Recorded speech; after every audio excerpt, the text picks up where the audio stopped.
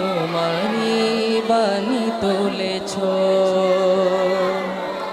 বুকের দেরাজে তুমি কোরআনের স্থান দিয়েছ।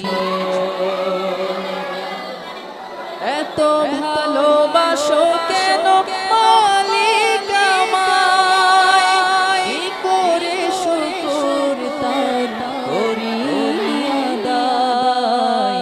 এত ভালোবাসো কেন মালিক আমায়, এত ভালোবাসো কেন মালিক আমায়।